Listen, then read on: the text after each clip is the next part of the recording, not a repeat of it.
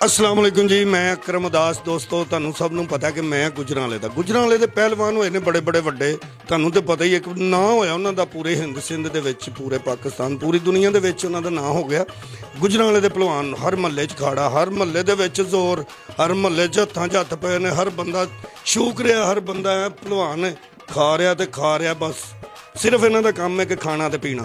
ਇਹਦੇ ਵਿੱਚ ਗੁਜਰਾਂਵਾਲੇ ਦੇ ਪਹਿਲਵਾਨਾਂ ਦੇ ਵਿੱਚ ਕਰਦਿਆਂ ਇੱਕ ਰਹਿਮਾਨੀ ਚੈਨਲ ਆਇਆ। ਉਹਨਾਂ ਨੇ ਆਪਣੇ ਨਾਂ ਤੋਂ ਚੈਨਲ ਬਣਾਇਆ ਜੀ, ਰਹਿਮਾਨੀ ਚੈਨਲ। ਬਹੁਤ ਅੱਛਾ ਚੈਨਲ ਹੈ। ਉਹਨਾਂ ਨੇ ਵੈਲਫੇਅਰ ਚੈਨਲ ਬਣਾਇਆ, ਮਦਦ ਕਰਦੇ ਨੇ ਲੋਕਾਂ ਦੀ। ਹੌਸਪੀਟਲ ਨੇ, ਕਾਫੀ ਡਿਸਪੈਂਸਰੀਆਂ ਨੇ।